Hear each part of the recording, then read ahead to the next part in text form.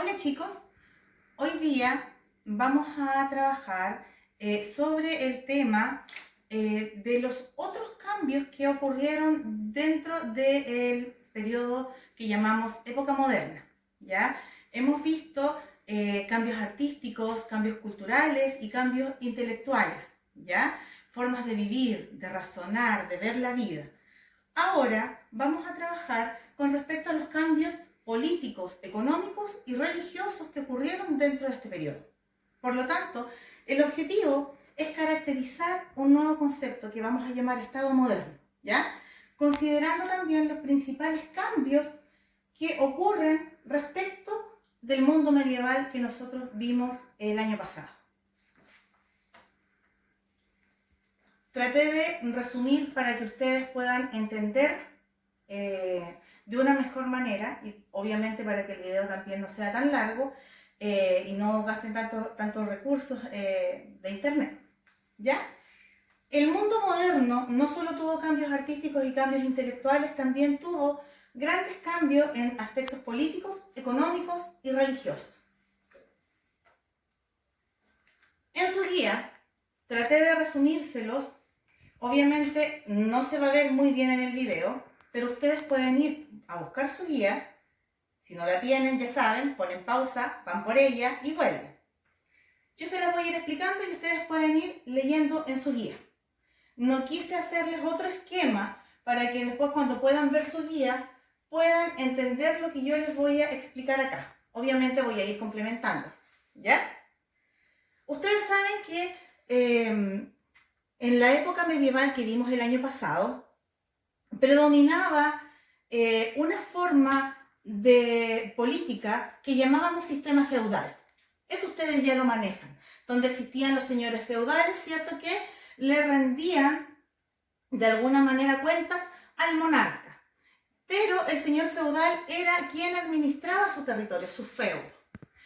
Cuando llegó la época moderna, la gente empezó a volver de los campos y eso nosotros ya lo habíamos conversado. Por lo tanto, no vamos a profundizar mucho en eso. Pero al volver la gente de los campos y a sentarse en la ciudad, comenzó a dar paso a una nueva forma de gobierno. Y a esta forma de gobierno la vamos a llamar Estado moderno, ¿ya? Este Estado moderno tenía algunas características, ¿ya? Comenzaron a surgir lo que llamamos hoy en día funcionarios públicos, ¿ya? El monarca tenía funcionarios que ejecutaban las decisiones que él tomaba, ¿ya? Tenía ejércitos nacionales y tenía personas que se dedicaban a la diplomacia, ¿ya? A establecer relaciones públicas con otros países y así expandieron sus territorios, ¿ya? También tenían un sistema fiscal encargado del cobro de impuestos. Y también, como siempre, sigue siendo la unidad religiosa muy importante en la forma de gobernar de aquella época. La iglesia no perdió poder, ¿ya? También le daba pertenencia a la población. La gente se sentía parte de una religión. Por lo tanto, la religión siempre se mantuvo muy conectada al monarca, ¿ya? También surgió una nueva clase política a la que vamos a llamar burguesía, que es lo que hoy en día podemos llamar clase media. El Estado moderno tenía diferentes formas de expresarse y algunos países eligieron una y otras según lo que más les acomodaba. Las principales formas de gobernar eran república, ciudades-estado y monarquías, ¿ya? La república nosotros ya la hemos trabajado y ustedes saben que tiene que ver con la división de los poderes del Estado, en donde la gente elige a sus representantes a través de un sistema de votación. Las ciudades-estado también las conocen porque las trabajamos el año pasado cuando vimos Grecia, ¿ya? Y las monarquías. Aquí voy a detenerme un poquitito porque las monarquías transitaron de lo que antes llamábamos absolutismo, en donde el monarca tenía absolutamente todo el poder, él tomaba las decisiones y por lo tanto era ilimitado. Pero en otras culturas como la inglesa, transitaron hacia el parlamentarismo, ¿ya? En el cual existía un monarca, pero también una asamblea legislativa o parlamento, ya que tomaba las decisiones. Respecto a los cambios económicos no vamos a profundizar mucho en esta oportunidad, porque más adelante cuando veamos los viajes de exploración vamos a hablar de lo que es el mercantilismo y el monopolio comercial, ¿ya? Por lo tanto, lo hice bien cortito para no profundizar esta vez. Puse corregir porque la profe se equivocó y en la guía ustedes van a ver que aquí iba a decir cambios políticos, pero no, la profe se equivocó. Ahí debe decir cambios económicos. Así que ustedes con un lapicito van a corregir esa palabrita. Los estados absolutistas desarrollaron una serie de ideas y prácticas económicas que se llamaron mercantilismo, ¿ya? Ellos sostenían que la riqueza debía permanecer en el país. Por lo tanto, las exportaciones debían ser mayores que las importaciones, ¿ya? Debían acumular sus riquezas, ¿ya? Para generar más dinero y mantener sus riquezas. Por lo tanto, la manufactura creció, o sea, hacer y fabricar sus propias cosas para después poder exportarlas a un precio mayor. Y así surgió lo que después vamos a conocer como monopolio comercial. Pero como les dije, lo vamos a profundizar más adelante. Aquí sí nos vamos a detener. No se espanten porque ven mucha información, la profe se los resumió y además se los va a explicar de una manera súper clarita, ¿ya? Los cambios religiosos, ustedes saben que fueron bastante bruscos. ¿Por qué decir bruscos? Porque ustedes saben que al transformarse el pensamiento del ser humano, en donde en una época medieval ellos pensaban que todo tenía que ver con la religión, con Dios, vivían con miedo, ¿cierto? Todo tenía que ver con las fuerzas naturales, empezaron a usar su razonamiento y empezaron a cuestionarse muchas cosas y muchas costumbres que tenía la iglesia. Ustedes saben que predominaba la iglesia católica y el año pasado vimos que sí hubo crisis, en donde se dividió la iglesia católica en la católica romana y la católica ortodoxa. Eso ya ustedes lo manejan. Si no lo recuerdan, pueden revisar su cuaderno del año pasado o su libro del año pasado. Pero siguió predominando la iglesia católica, ¿ya? Y muy ligada al monarca. Pero en esta época moderna se produjo una gran ruptura cristiana, ¿ya? Vino un señor que se llamaba Martín Lutero. Y él le dio paso a lo que vamos a llamar reforma. Este caballero empezó a cuestionar muchas de las costumbres que tenía la Iglesia Católica. La más importante era el sistema de indulgencias. ¿Qué es una indulgencia? Es el perdón, ¿ya? Martín Lutero estaba en desacuerdo porque la Iglesia Católica, ustedes saben que en la época moderna empezaron a desarrollarse muchos artistas, ¿cierto? Y que muchos papas, muchos obispos empezaron a contratar artistas para que pintaran sus capillas, para que hicieran grandes esculturas que tenían que estar en el Vaticano o en las iglesias más importantes.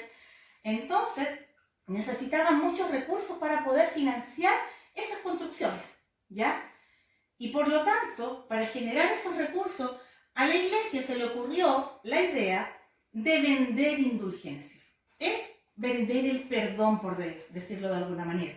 Entonces, a las personas que cometían algún pecado, le vendían el perdón. Le decían, por ejemplo, sí, no te preocupes, yo, cuando van a confesarse, te perdono todos tus pecados, pero a cambio de una donación que tú vas a tener que hacer a la iglesia. Y con eso financiaban todas estas ideas que ellos tenían artísticas y culturales.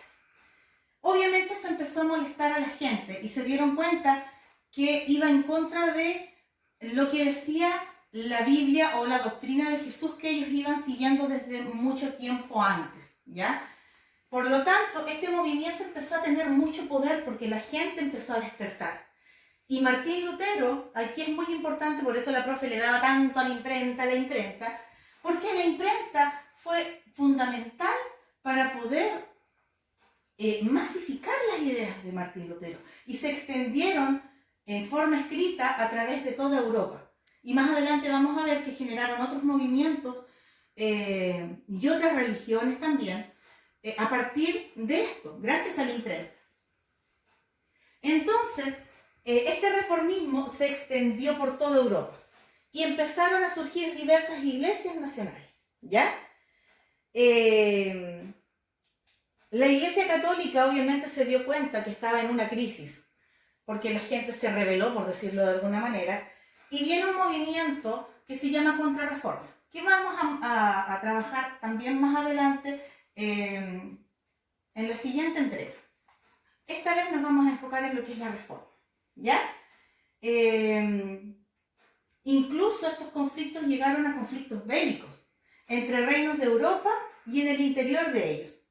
El más importante fue la Guerra de los 30 años, al que se le puso fin mediante un tratado de paz. Y este tratado de paz dio origen a una política basada en el principio de soberanía nacional entre los estados europeos, con lo que la figura del Papa comenzó a perder predominio. Ustedes saben que al nacer más religiones, la gente tenía otras creencias y por lo tanto el poder de la Iglesia empezó a disminuir y ya no tenía tanta influencia en los monarcas.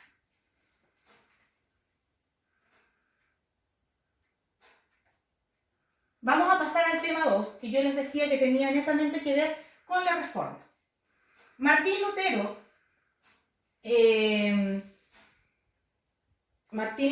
tuvo influencia en otras personas que tomaron muchas de sus ideas, ¿ya? No todas, por supuesto, porque la gente al tener libertad de pensamiento también estaba de acuerdo con algunas cosas y otras no tanto. Martín Lutero escribió lo que se llamó las 95 tesis, que eran 95 ideas que él desarrolló para su nueva religión, su nueva iglesia, y que tenían que ver con críticas a la Iglesia Católica. Estas 95 tesis vienen también resumidas, las principales, en una actividad que ustedes van a tener que desarrollar y analizar dentro de su guía. Pero lo que me importa acá es que ustedes entiendan que también surgieron otras religiones, ¿ya? El luteranismo dio paso en Alemania al calvinismo, cuyo precursor fue Juan Calvino. Ahí van a ver en su guía también un ejemplo de iglesia calvinista que está en Budapest. Tenían sus símbolos, ¿ya? Y sus propias creencias. Establecieron nuevas iglesias basándose en las ideas de Martín Lutero.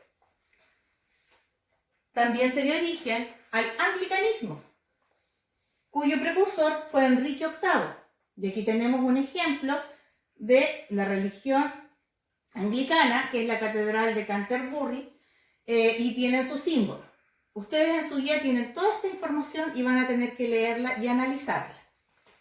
Y obviamente también se mantuvo el catolicismo, hasta el día de hoy se mantiene como la que tiene mayor cantidad de seguidores en el mundo. Eso no cambió.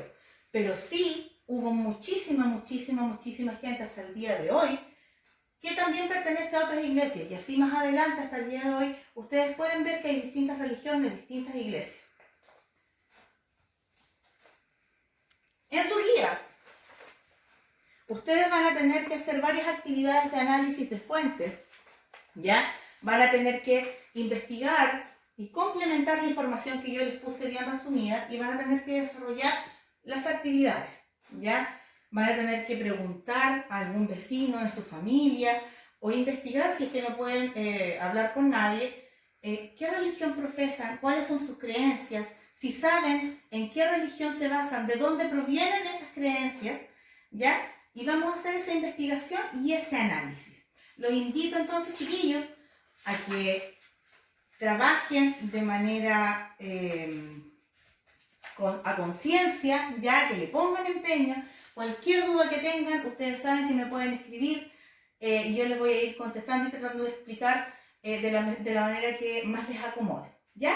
Así que un besito para todos, los extraño mucho y espero que esta guía y esta explicación les haya servido. Nos vemos.